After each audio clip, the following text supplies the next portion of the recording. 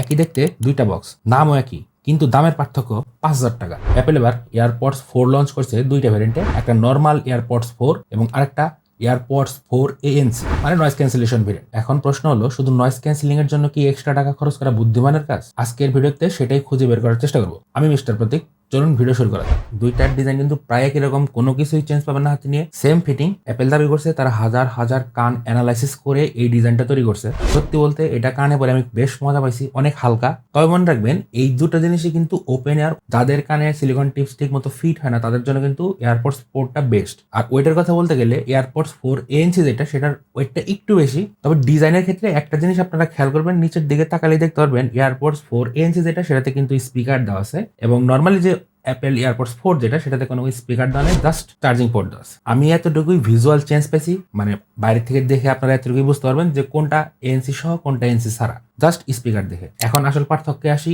AirPods 4 ANC এবং AirPods 4 এর মধ্যে পার্থক্য হচ্ছে নয়েজ ক্যান্সেলেশন, মানে অ্যাক্টিভ নয়েজ ক্যান্সেলেশন যেটা আমরা বলে থাকি। ANC যে মডেলটা, সেখানে আপনারা কয়েকটা মোড পাবেন। ফার্স্টে যে নর্মালি মোডটা, সেটা তো দুইটার মধ্যে পাচ্ছেন আপনারা। তারপরে পাচ্ছেন ট্রান্সপারেন্সি মোড। ট্রান্সপারেন্সি মোডে আপনারা আপনার বাইরের যে নয়েজগুলো সেগুলো কিন্তু ইজিলি শুনতে পারবেন। কেউ যদি কোনো কথা বলে আপনার আশেপাশে, সেটা কিন্তু ইজিলি শোনা যায়। সেকেন্ডে আছে অ্যাডাপটিভ মোডটা। অ্যাডাপটিভ মোডে আপনারা দিয়ে রাখলে যখন আপনি কোনো রকম কনভারসেশন করবেন কারোর সাথে, এটার ভলিউম কিন্তু অটোমেটিক্যালি লো করে দেবে, যাতে আপনি কথাগুলো ঠিকভাবে শুনতে পারেন। দেন আসতেছে নয়েজ ক্যান্সেলিং মোড, যেটা আপনার খুবই স্ট্রং ছিল এখানে। আপনারা যখন এটা অন করবেন তখনই কিন্তু এনভায়রনমেন্ট থেকে আপনি কাট অফ হয়ে যাবেন। আপনার চারপাশের যে নয়েজগুলো, এসি, ফ্যান এবং টুকটাক কথাবার্তা এবং ভেহিকেলের যে নয়েজগুলো অথবা এনভায়রনমেন্টের যে নয়েজগুলো, সেগুলো কিন্তু ইজিলি কাট করে দেবে। এবং এটার নয়েজ ক্যান্সেলিং যে প্রসেসটা, সেটা খুবই ভালো ছিল। এটার কোয়ালিটি আমার কাছে খুবই ভালো লাগছে। আপনি আউটডোরে গান শুনুন অথবা কথা বলুন, সব ক্ষেত্রে এটা কিন্তু ভালোভাবেই কাজ করতেছে। বিশেষ করে গান শোনার ক্ষেত্রে আমি এটা দেখছি বেশ ইউজফুল। আর অ্যাডাপটিভে দিলে সেটা কিন্তু আবার সাথে সাথে কথা বলার সাথে সাথে কিন্তু ভলিউমটা কমিয়ে দেয় এবং নয়েজ ক্যান্সেলেশনটাও কিন্তু কমিয়ে দেয়। আবার অটোমেটিক্যালি এটা কিন্তু বাড়িয়ে দেয় যখন আপনি স্টপ করবেন কথা বলা। তো এই ফিচারগুলো বেশ ভালো ছিল এবং এগুলো কিন্তু সিমলেসলি কাজ করে। আপনি ট্যাপের মাধ্যমে কিন্তু এগুলো অ্যাক্টিভেট ডিঅ্যাক্টিভেট করতে পারবেন। এয়ারপডস 4 নর্মালটা, এটার ভিডিও চ্যানেলে আগেই দেওয়া আছে, আপনারা অনেকেই দেখছেন ভিডিওটা। তো এয়ারপডস 4 এনসির পার্থক্য হচ্ছে এএনসিটা, মানে নয়েজ ক্যান্সেলিংটা, এটার কোয়ালিটি একটু দেখে দিই। নয়েজ ক্যান্সেলিং কিভাবে কাজ করে, কতটুকু কাজ করে। একদিনের মাঝখানে তোমার কল দিলাম, রেকর্ডিং কিন্তু চলতেছে। একটা জিনিস ক্লিয়ার করি, তুমি কি কথা শুনতেছো ঠিক মতো ক্লিয়ারলি? হ্যাঁ, কথা ক্লিয়ার।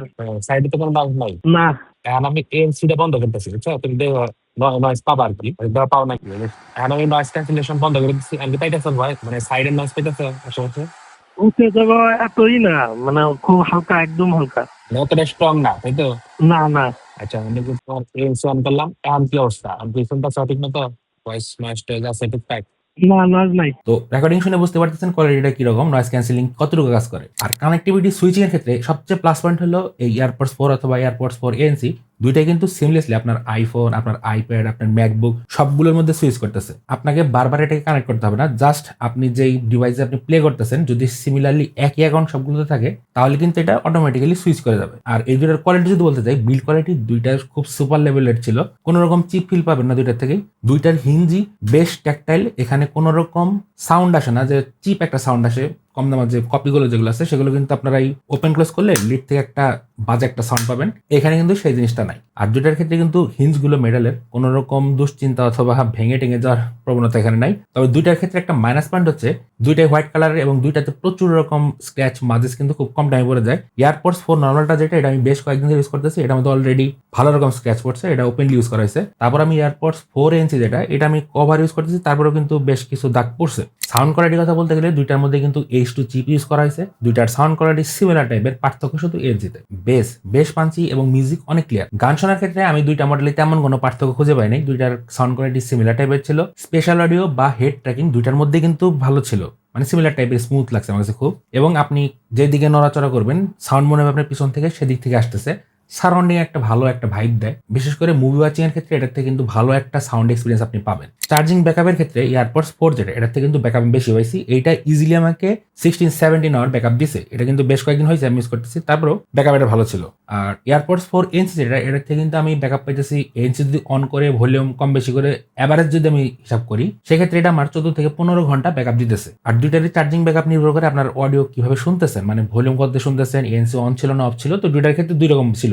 তবে নর্মাল যেটা এয়ারপডস 4, সেটাতে কিন্তু ব্যাটারি ব্যাকআপ বেশি। আর চার্জিং এর ক্ষেত্রে এয়ারপডস 4 এ কোনো রকম ওয়্যারলেস চার্জিং সাপোর্ট পাচ্ছেন না আপনারা। আর এয়ারপডস 4 ANC যেটা, এর মধ্যে কিন্তু আপনার ওয়্যারলেস চার্জিং পাবেন। এখানে ছোট্ট একটা ম্যাগনেট দেওয়া আছে, খুবই ছোট, তো ওইটা ইজিলি চার্জ দিতে পারে। আপনি আপনার ওয়াচ দিয়েও চার্জ করতে পারেন, অথবা অন্যান্য যে সি সাপোর্টেড জেনারেশন 2 চার্জারগুলো আছে সেগুলো দিয়ে কিন্তু চার্জ করতে পারবেন। সাথে এখানে টাইপ সি চার্জার পোর্টও দেওয়া আছে। তো চার্জিং এর ক্ষেত্রে এটা আমার বেশ কনভিনিয়েন্ট মনে হয়েছে, এয়ারপডস 4 ANC যেটা, কারণ আপনি যেভাবে চান চার্জ করতে পারতেছেন। ওপেন এয়ার বাডসগুলো আমার পছন্দ হয়, সেজন্য আমি এটা বেশ কিছুদিন ধরে ইউজ করতেছি। এয়ারপডস 4টা আমি অনেকদিন ইউজ করছি, এটা আমার কাছে বেশ ভালো লাগছে। তারপরে এনসিটা টেস্ট করে দেখলাম, পার্থক্য যেটা পাইছি, এএনসি থার্ড জেনারেশন যেটা প্রো ভেরিয়েন্ট, যেটা অ্যাপেল এয়ারপডস প্রো 3 যেটা, মানে 3 প্রো যেটাই বলেন, ওই লেভেলের কিন্তু এএনসি এখানে পাবেন না। তবে এটার এএনসি বেশ ভালো, খারাপও না। মাইনাস পয়েন্ট হচ্ছে এই এএনসি যখন আপনি অ্যাডাপটিভ মোডে দিয়ে রাখবেন, এটা কিন্তু কন্টিনিউয়াসলি আপনার নয়েজ ক্যান্সেলিং মোড এবং নর্মাল ট্রান্সপারেন্সি মোড এটার মধ্যে কিন্তু সুইচ করে। সেই ক্ষেত্রে আপনি যখন এটা জিমে ইউজ করবেন তখন কিন্তু কানে একটা সমস্যা পাবেন। আপনি অনেক সময় কানটা একটু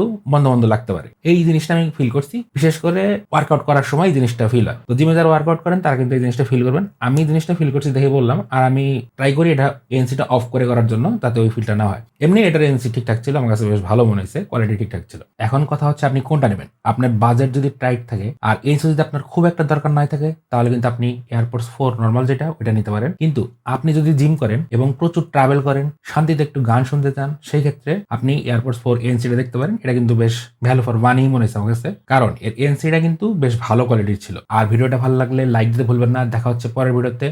আজকের মতো আল্লাহ হাফেজ।